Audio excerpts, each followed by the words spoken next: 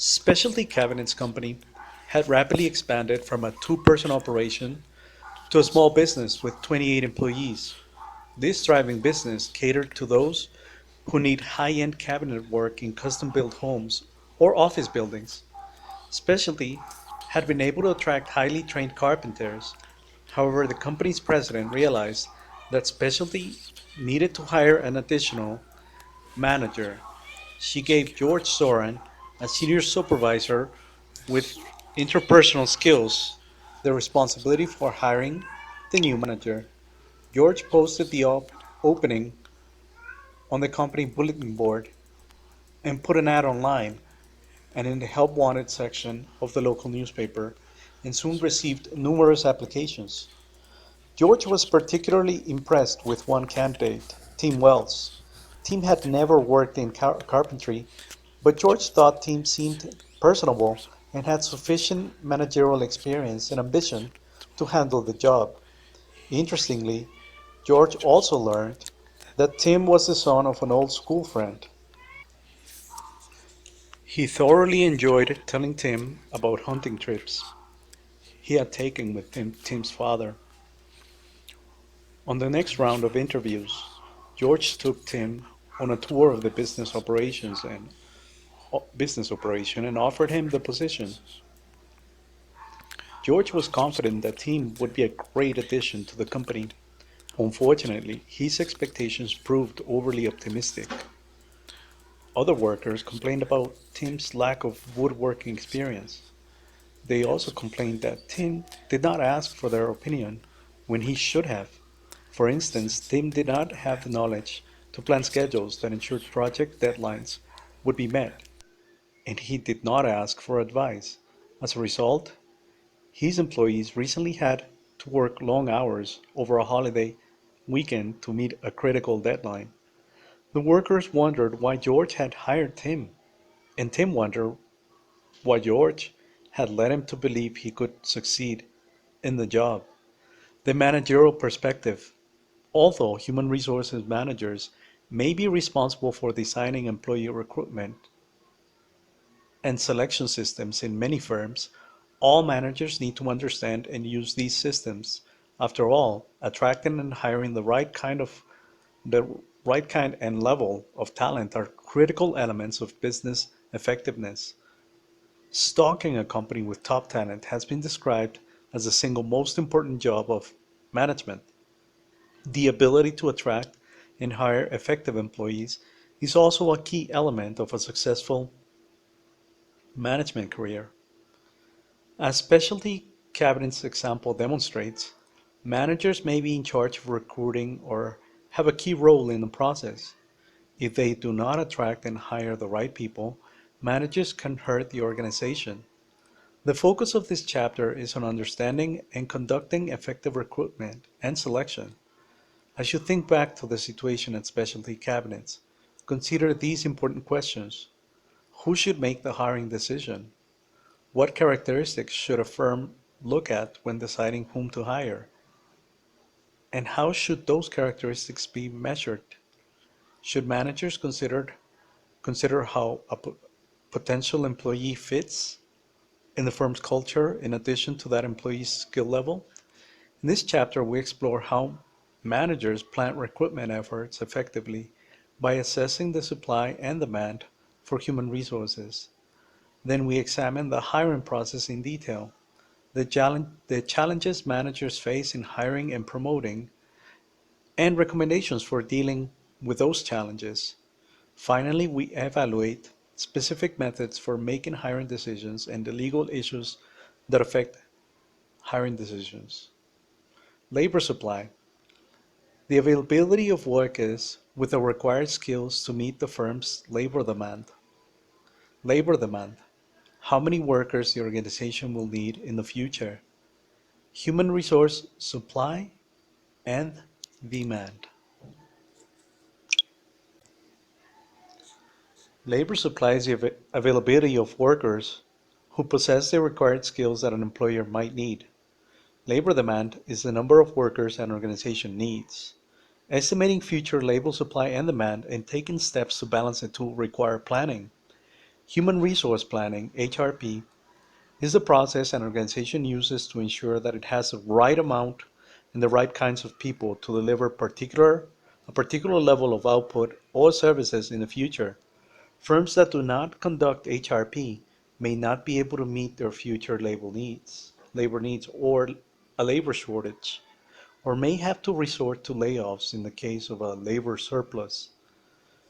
Failure to plan can lead to significant financial costs. For instance, firms that lay off large numbers of employees are required to pay higher taxes to the unemployment insurance system, whereas firms that ask their employees to work overtime are required to pay them a wage premium. Here in figure 5.1, human resources planning, we have product demand, labor productivity, internal labor market, and external labor market, labor demand and labor supply. Conditions and selected responses. Number one, labor demand exceeds labor supply. Training or retraining, succession planning, promotion from within, recruitment from outside, subcontracting, use of part-timers or temporary workers, use of overtime, labor supply exceeds labor demand, pay cuts, reduced hours, work sharing, voluntary early retirements, inducements to quit, for example, severance pay, and layoffs. Labor demand equals labor supply, replacement of quits from inside or outside, internal transfers, and redeployment. Human resource planning, HRP, is the process an organization uses to ensure that it has the right amount and the right kind of people to deliver a particular level of output or services in the future. In addition, firms sometimes need to do HRP to satisfy legally mandated affirmative action programs. See Chapter 4. In large organizations, HRP is usually done centrally by specially trained human resources staff. Figure 5.1 summarizes the HRP process. The first HRP activity entails forecasting labor demand. Labor demand is likely to increase as demand for the firm's product or services increases, and to decrease as labor productivity increases because more output can be produced with fewer workers, usually because of the introduction of new technology. The second part of the HRP process entails estimating labor supply. The labor supply may come from existing employees, the internal labor market, or from outside the organization, the external labor market. After estimating labor demand and supply for a future period, a firm faces one of three conditions, each of which requires a different set of responses. In the first scenario, the firm will need more workers than will be available. A variety of approaches can then be used to increase the labor supply available to a specific firm. These include training or retraining existing workers, grooming current employees to take over vacant positions, succession planning, promoting from within, recruiting new employees from outside the firm, subcontracting part of the work to other firms, hiring part-timers or temporary workers, and paying overtime to existing employees. Whether there is an adequate supply of labor can be a difficult question as described in the manager's notebook, labor supply. Sufficient or shortage depends on how you look at it. The question posed by the title of this manager's notebook can have different answers. Manager's notebook, global, labor supply sufficient or shortage? Depends on how you look at it. Is the supply of labor sufficient? From a macro perspective, the answer must be yes. At the time of this writing, the unemployment rate in the United States is close to 9%. If you look at the supply of labor as simply the number of bodies willing to work, the unemployment rate indicates that there is a surplus of labor. There are simply more people willing to work than there are jobs. But does viewing labor supply uh, Does viewing labor as simply the number of potential workers adequately picture the status of the supply of labor? The picture is more complex when the supply of labor is looked at more closely. In most organizations, adequately performing jobs requires various types of skills and experience. In other words, not everyone can perform all jobs, and different types of talent are required to perform different jobs. Thus, from a more micro perspective, there may be labor shortages, even though at a macro level it appears that there should be a labor surplus. The reality is that there are regions and industries that are experiencing serious labor shortages. For example, workers in the skilled trades, such as electricians, carpenters, masons, plumbers, and welders, are in short supply in France, Italy, Brazil, Germany, Canada, and the United States. The petroleum industry is finding it hard to recruit workers, and there are concerns about the shortage of new workers entering the industry. What accounts, what accounts for such shortages of labor? Several factors are likely at work here, but overall, the skilled trades and work in the petroleum industry isn't as desirable or as sexy as it used to be. High energy costs and oil spills, for example, probably make a job in the oil industry a less desirable option for many people. The blue collar jobs of the skilled trades are not viewed as positively as a career as they used to be. If the jobs aren't perceived as attractive, it is harder to find qualified candidates who are willing to fill the positions. An important message for managers is that the supply of labor isn't just the number of bodies willing to work. A critical issue is the talent that is available in the market and whether a sufficient number of workers is available at a reasonable wage rate. In the second scenario, labor supply is expected to exceed labor demand. This excess means that the firm will have more employees than it needs. Firms may use a variety of measures to deal with this situation. These include pay cuts, reducing the number of hours worked, and work sharing, all of which may save jobs. In addition, the firm may eliminate positions through a combination of tactics, including early retirement incentives, severance pay, and outright layoffs. We discussed these issues in detail in Chapter 6. If the labor surplus is expected to be modest, the firm may be better off reducing the number of hours worked instead of terminating employees. Under federal law, the latter option would force the firm to pay more into the unemployment compensation insurance program. Furthermore, reducing hours worked rather than laying off workers can avoid additional recruiting and training costs when the demand for labor increases. In the third scenario, labor demand is expected to match labor supply. The organization can deal with this situation by replacing employees who quit with people promoted from inside the business or hired from the outside. The firm may also transfer or redeploy employees internally with training and career development programs designed to support these moves. A simplified example of forecasting labor and demand and supply. Figure 5.2 shows how a large national hotel chain with 25 units forecasts its labor demand for 16 key jobs 2 years ahead. Column A indicates the number of employees who currently hold each of these jobs. Column B calculates the present ratio of employees to hotels. That is, the number of current employees divided by the current number of hotels, 25. The hotel chain expects to add 7 additional hotels by the year 2013 for a total of 32. In column C, the expected number of employees for each job in 2013 is calculated by multiplying the current ratio of employees to hotels, column B, by 32. For example, in 2011, there were 9 resident managers for 25 hotels, or a ratio of 0.36. 9 divided by 25.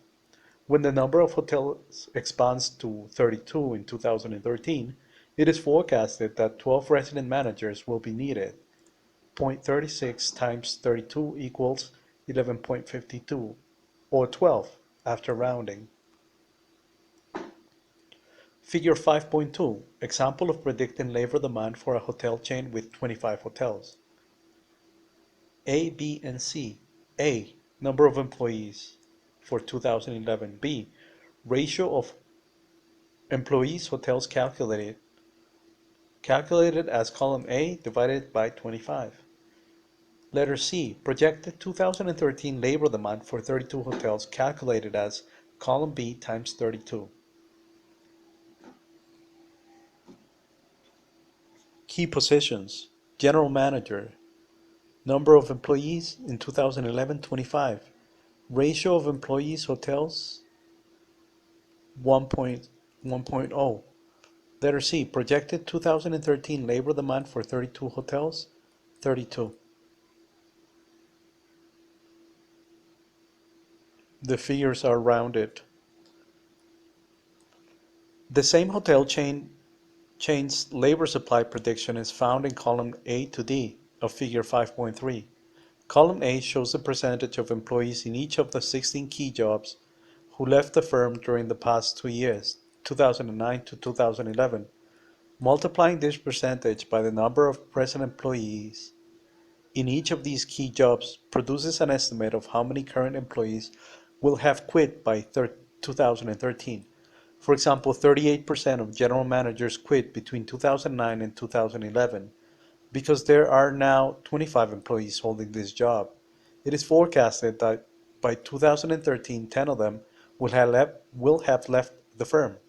0.38 times 25 equals 9.5, rounded to 10. The projected turnover for each job is shown in column C. This means that by 2013, 15 of the current general managers, 25 minus 10, see column D, will still be working for the company because the projected labor demand for general managers in 2013 is 32. See figure 5.2. 17 new general managers, 32 minus 15, will have to be hired by 2013. In the past, many firms avoided HRP simply because their staffs were too swamped with everyday paperwork to manage the planning process effectively. For example, FedEx used to rely on a 20-page employment application. Imagine the labor and paper such a process entailed, especially when thousands of workers were hired.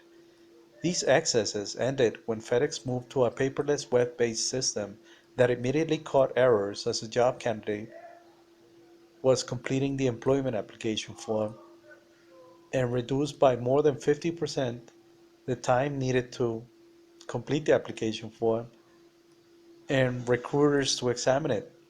Furthermore, the web-based job application system was integrated with the Human Resource Information System, HRIS, so that human resource supplies and demand data could be updated automatically. Many software companies offer powerful computer-based HRP programs.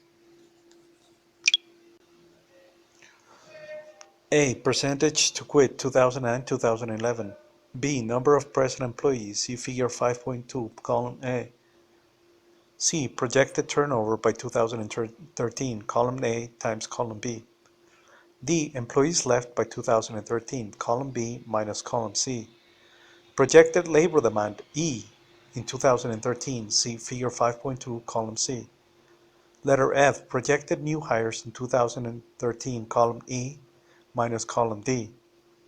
Key positions, general manager, resident manager, food and beverage director, controller, assistant controller, chief engineer, director of sales, sales manager, convention manager, catering director, banquet manager, personal director, restaurant manager, executive chef, sous chef, executive housekeeper. Example of predicting labor supply and required new hires for a hotel chain.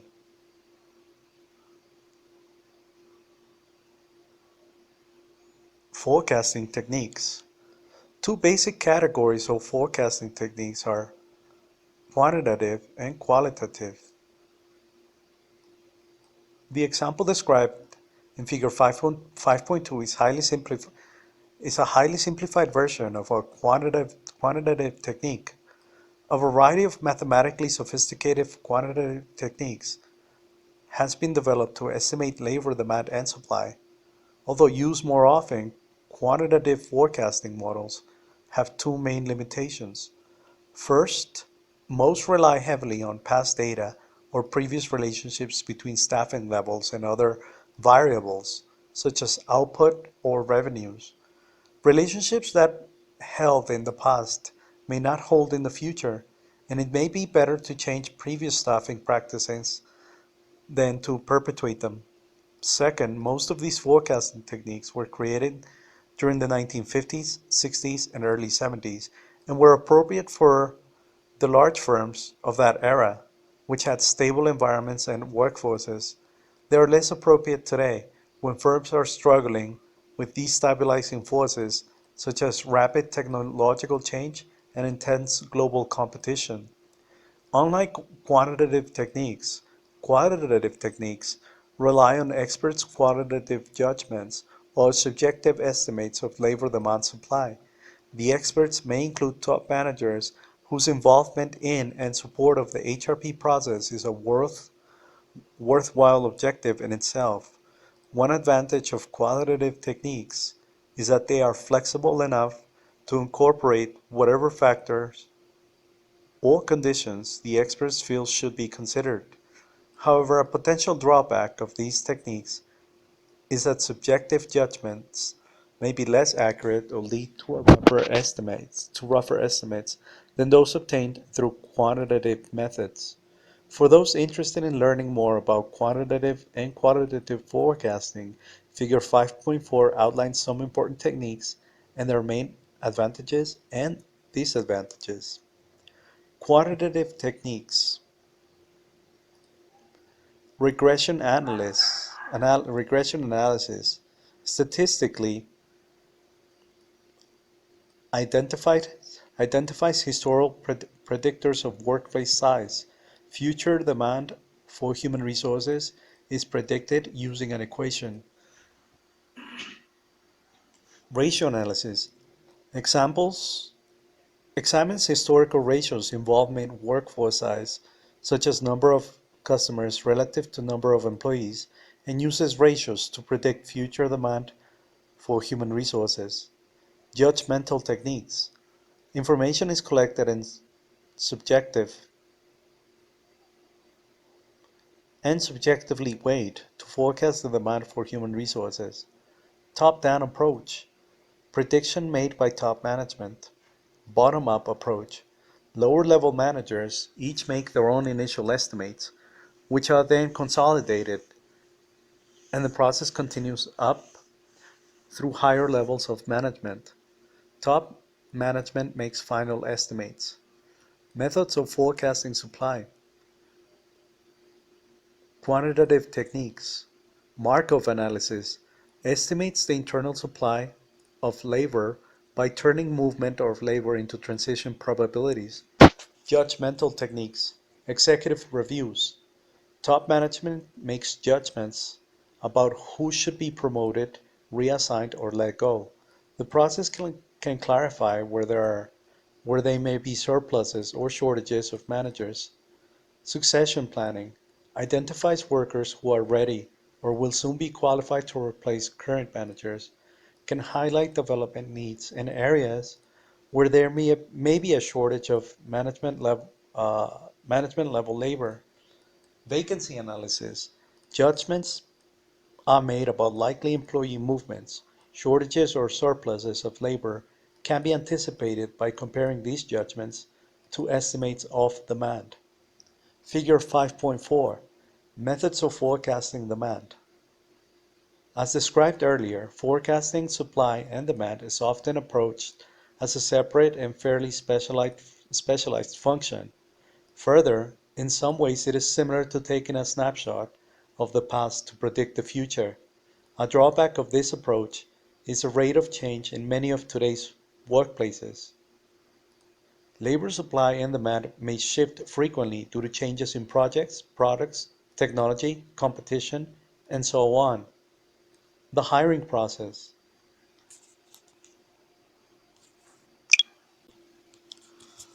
Once the firm has determined its staffing needs, it needs to hire the best employees to fill the available positions. As Figure 5.5 shows, the hiring process has three components: recruitment, selection, and socialization. Recruitment is the process of generating a pool of qualified candidates for a particular job. The firm must announce the job's availability to the market, inside and outside the organization, and attract qualified candidates to apply. Selection is the process of making a hire or no hire decision regarding each applicant for a job. The process typically involves determining the characteristics required for effective job performance and then measuring applicants on those characteristics, which are typically based on a job analysis, see Chapter 2, depending on applicant scores on various tests and/or the impression they have made in interviews. Managers determine who would be offered a job. This selection process often relies on cut scores. Applicants who score below these levels are considered unacceptable. The staffing process is not and should not be complete once applicants are hired or promoted. To retain and maximize the human resources who were so carefully selected, organizations must pay careful attention to socializing them. Socialization orients new employees to the organization and to the units in which they will be working. Socialization can make the difference between a new worker feeling like an outsider and feeling like a member of the team. We discuss the socialization process in more detail in Chapter 8. Recruitment: the process of generating a pool of qualified candidates for a particular job. The first step in the hiring process. Selection: the process of making a hire or no hire decision regarding each applicant for a job. The second step in the hiring process. Socialization: the process of orienting new employees to the organization and the unit in which they will be working. The third step in the hiring process. Recruitment, selection, socialization. That's the hiring process. Challenges in the hiring process. It has been estimated that above average employees are worth about 40% of their salary more to the organization than average employees.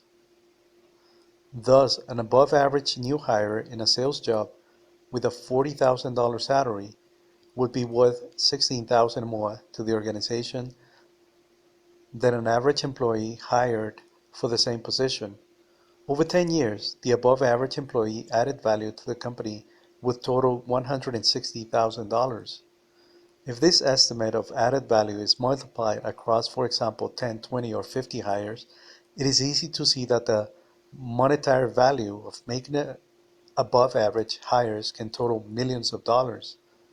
Poor hiring decisions are likely to cause problems from day one. Unqualified or unmotivated workers will probably require closer supervision and direction. They may require additional training, yet never reach the required level of performance.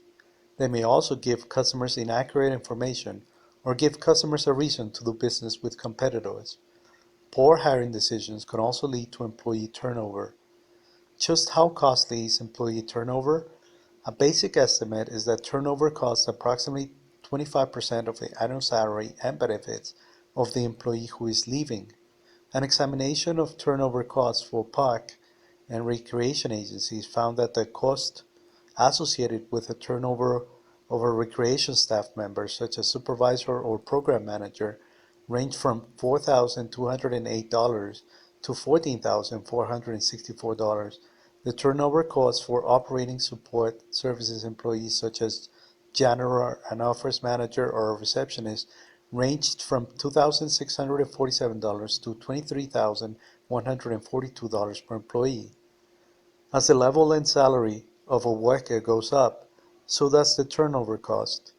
The cost to hire another physician for a medical center was found to be $36,743, but that cost does not include costs of low productivity and training costs. The following list describes the major categories of turnover cost. which can add up to a significant sum. Some may be difficult to estimate, but they are real costs just the same. For example, what is the cost of a disruption to PS and to the work process when someone quits? How much productivity was lost before the worker decided to quit? Major turnover costs: separation, exit interview, paperwork processing, recruitment, advertising, recruiter fees, selection, pre-employment testing, interviewing, hiring, orientation, training, productivity, vacancy cost, disruption. Getting and keeping the best not only makes sense in terms of treatment of employees as customers of the management process, but it also makes economic sense. It is essential that line managers and possibly other line workers be involved in the hiring process. Although the Human Resources Department has an active role to play in recruiting, selecting, and socializing new employees, line personnel will actively be supervising the new hires, and these managers often have job-related insights that members of the HR department may lack. The hiring process is fraught with challenges. The most important of these are determining which personal characteristics are most important to performance, measuring those characteristics, evaluating applicants' motivation levels, deciding who should make the selection decision. We'll look at each of these next. Determining characteristics important to performance. For several reasons, the characteristics a person needs to perform a job effectively are not necessarily obvious. First, the job itself is very often a moving target. For example, the knowledge, skills, and abilities, KSAs, see Chapter 2, necessary for good computer programming, right now are certainly going to change as hardware and software continue to evolve. Second, the organization's culture may need to be taken into account. What kind of place is the organization, and will the worker fit in? The issue of fit can be as important to job performance and employee retention as the ability to perform the tasks. Third, different people in the organization often want different characteristics in a new hire.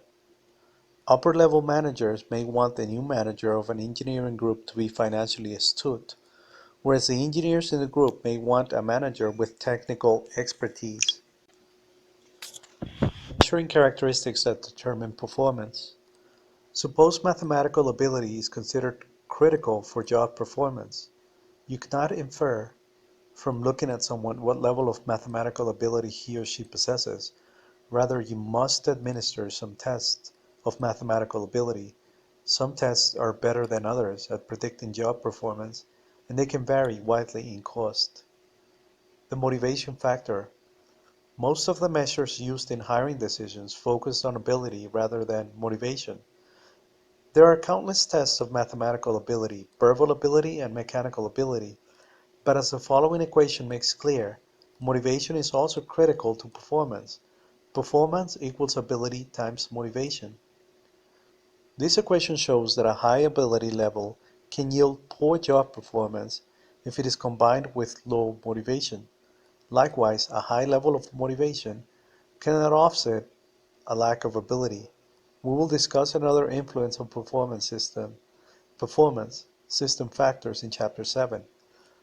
The performance equation makes conceptual sense, and recent empirical work supports the importance of both ability and motivation in determining performance. For instance, the early career success of MBA graduates has been found to be a function of both ability and motivation levels. Unfortunately, motivation is very difficult to measure. Many employers try to assess motivation during the employment interview, but as we will see later in this chapter, there are numerous problems with this method. As a manager, you can look for evidence of motivation in job applicants. For example, have they engaged in extracurricular activities, perhaps sports, or in the arts while attending college? You can try to determine what led to the person being motivated to engage in the activity or to meet the challenge. If similar conditions exist on the job, there will be a chance that the applicant could be inspired and be a motivated worker. However, it is important to recognize that motivation seems to be much more dependent on context than ability is. If you are a typical student, your motivation to work hard in a class depends to a large extent on whether you like the course content, how much you like and respect your instructor, and how grades are determined. Your academic ability is fairly stable from course to course, but your motivation level is much more variable. Work situations are similar to the classroom example. How much you like your job responsibilities, how well you get along with your boss, and how you are compensated all affect your level of effort. Who should make the decision? There are two good reasons for letting the Human Resources Department run the staffing process. The first and more important is that the organization must ensure that its employment practices comply with the legal requirements described in Chapter 3, and making human resources staff responsible for all hiring decisions can help avoid problems in this area. The second reason is convenience. Because the human resources staff is usually responsible for processing initial contacts with applicants and is often the repository of information about applicants, many organizations find it easier to let the human resources department follow through and make hiring decisions. However, this system leaves the line personnel out of a process that is critical to the operation's effectiveness. If an organization decides to involve line employees in hiring decisions, which ones should it consult? The first and most obvious are the managers who will be supervising the new hire. The second group consists of the new hire's co-workers. The third group, where applicable, is the new hire subordinates, as we saw in the specialty cabinets company example that opened this chapter. These groups do not necessarily share the same view of what characteristics are important in the new employee.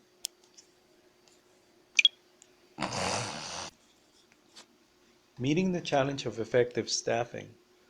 Each step of the staffing process, recruitment, selection, and socialization, must be managed carefully. We discuss the first two of these three steps next. Recruitment. The recruitment process can be viewed as a sales activity. A qualified job candidate is your customer when you're trying to sell the job to him or her. Some keys to approaching recruitment from the perspective of applicants as customers are presented in the manager's notebook. Taking an applicant-centered approach to recruitment. Manager's notebook, customer-driven human resources. Taking an applicant-centered approach to recruitment. Finding employees with appropriate qualifications to fill job openings is, of course, a primary purpose for recruitment. However, recruitment can be most effective when it is viewed from the applicant's perspective. Applicants are customers of the organization, and the organization hopes that the applicants make a buy decision about the job openings. Recruitment is your opportunity to sell the job, the organization, and maybe the community to the job candidates. Go to where the cus- Go to where the customers are. More than 500 million users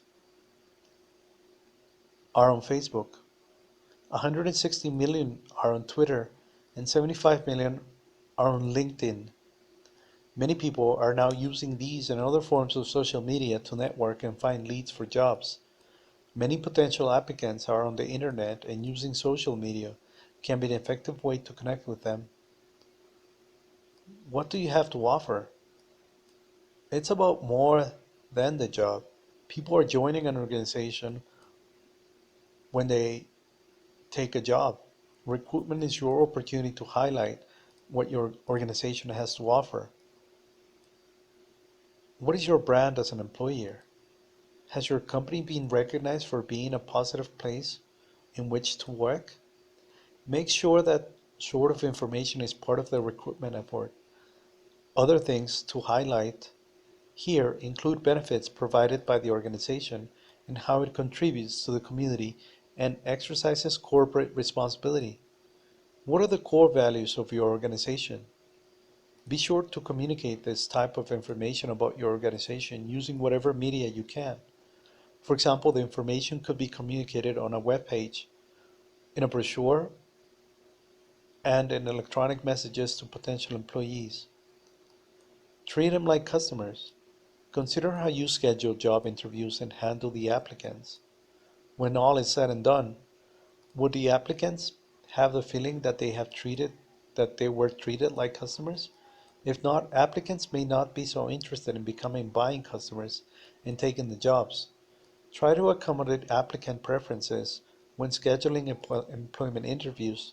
Train employees involved in the employment process to take a customer perspective to applicants rather than treating them as another item to the process to be processed.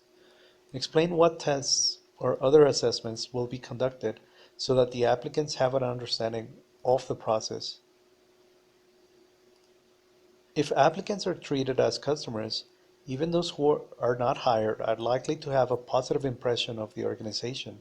As a result, they may become customers of the organization's product or services and recommend the organization to other potential customers and applicants. Sources of recruiting. A great number of recruitment sources are available to organizations. The most prominent are current employees. Many companies have a policy of informing current employees about job openings before trying to recruit from other sources. Internal job postings give current employees the opportunity to move into the firm's more desirable jobs. However, an internal promotion automatically creates another job opening that has to be filled. Referrals from current employees. Studies have shown that employees who were hired through referrals from current employees tended to stay with the organization longer and displayed greater loyalty and job satisfaction than employees who were recruited by other means. Some organizations offer incentives to their employees for successful referrals. For example, the Container Store pays employees between $200 and $500 for successful referrals. After the new hire has completed a probationary period,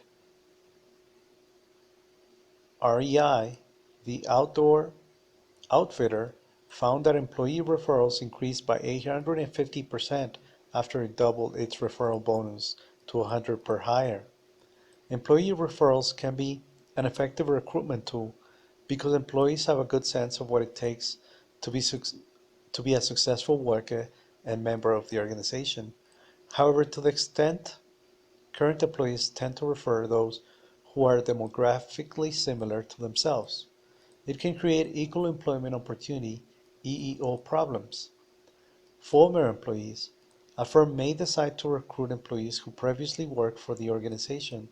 Typically, these are people who were laid off, although they may also have worked seasonally during summer vacations or tax season, for example. Forming an online alumni network could be a simple, cost-effective way to maintain a hiring pool of competitive candidates. Furthermore, a network of former employees can be a source of employee referrals because they are familiar with the company, its culture, and its values. Former military. Since the War on Terror began, employers have had the option to hire discharged soldiers. This is more than patriotism. Some organizations recruit former military in the belief that military experience will result in better and more consistent job performance. In some situations, the link between military experience and the job that needs to be filled is direct. The U.S. Border Patrol, for example, has been hiring thousands of new Border Patrol agents. The job involves protecting the U.S. border from illegal immigration and illegal contraband, as well as from infiltration by terrorists. The job requirements of a Border Patrol agent line up well with the basic experience of many military, and it is little wonder that the U.S. Border Patrol is targeting former military as a source of new agents. Customers. Customers can be a convenient and cost-effective source of employees. Customers are already familiar with the organization's products or services. Recurring customers can capitalize on this familiarity as well as on enthusiasm and alignment with the brand that often goes along with being a committed customer. Print and radio advertisements. Advertisements can be used both for local recruitment efforts, newspapers, and for targeted regional, national, or international searches, trade or professional publications. Internet advertising, career sites, and social media. Employers are increasingly turning to the web as a recruitment tool because online ads are relatively cheap, are more dynamic, and can often produce faster results than newspapers' help-wanted ads. The web is not only an economical, efficient means to recruit, but it is also a convenient tool for job seekers. Thousands of career websites exist, and almost all are free to people searching for jobs. One of the best known sites is Monster.com. Job seekers can search for jobs by industry, geographic location, and in some cases by job description. Social media sites such as Facebook and Twitter are also being used by applicants and employers as a way to connect with each other. The manager's notebook, don't let your digital self trip up the employment chances of your real self, points out, however, that employers may also use these sites to evaluate you as a potential employee. Manager's notebook, emerging trends. Don't let your digital self trip up the employment chances of your real self. Do you blog? What's on your Facebook pages or in your tweets? Employers are increasingly looking to social media sites to advertise jobs and connect with potential employees. However, employers are also profiling what potential applicants post in words and in images on the web. The analysis can give an employer a basis for determining whether the individual is a good fit with the organization. Increasingly, companies are making hiring decisions based on what they find online. Perhaps you think that companies should limit their consideration to evidence of thought, leadership, and knowledge, and not hold more frivolous information against the potential employee. You might be right. Maybe someone's pictures on social banter on the internet should not influence an employee decision.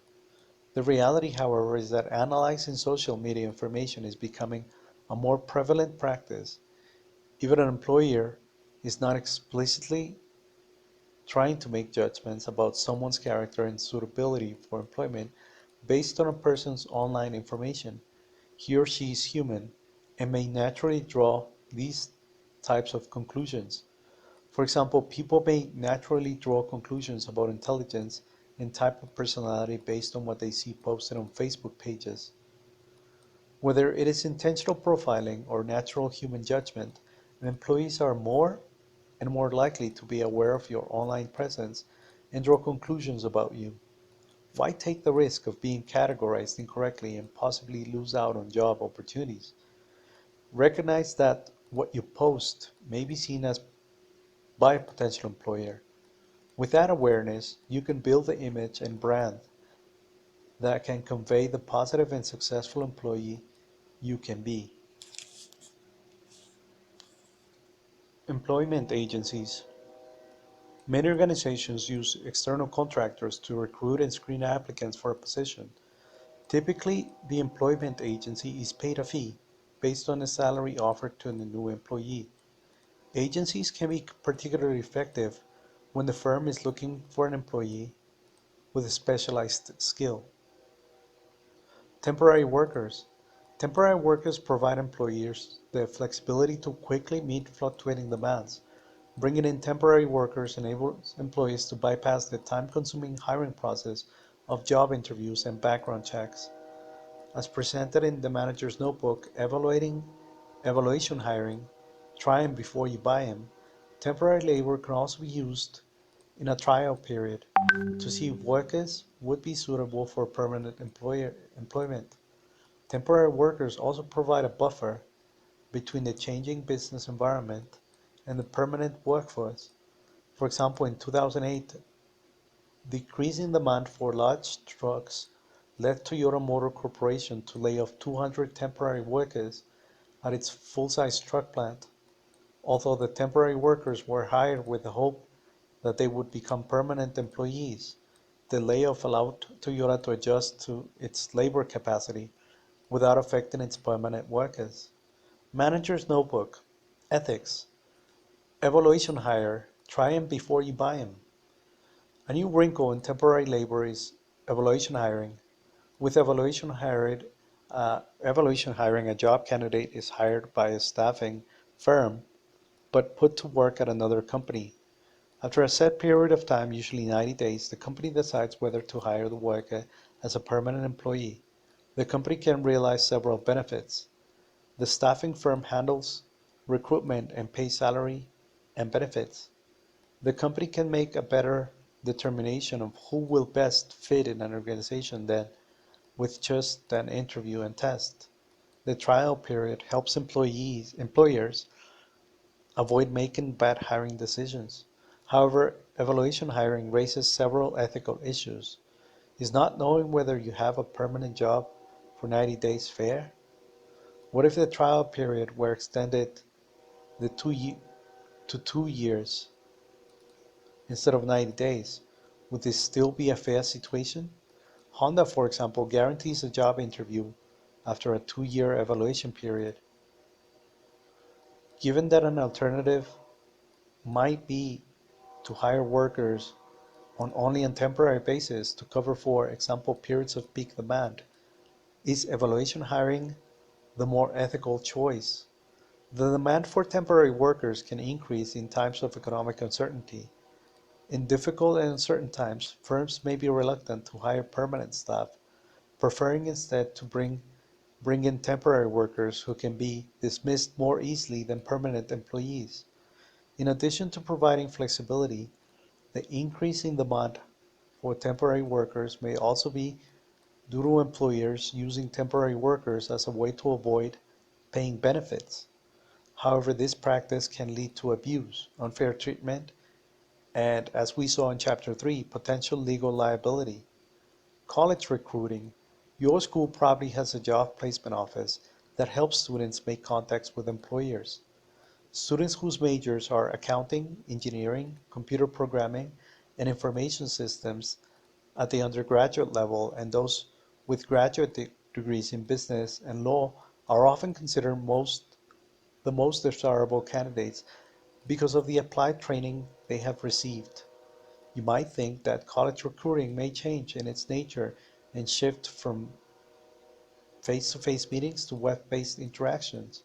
For example, Hewlett Packard has a website specifically focused on college recruiting at www.jobs.hp.com. However, savvy organizations recognize that the internet cannot do the entire recruiting job. There is value in interacting with college students, developing relationships, and generating interest in a college pool of candidates.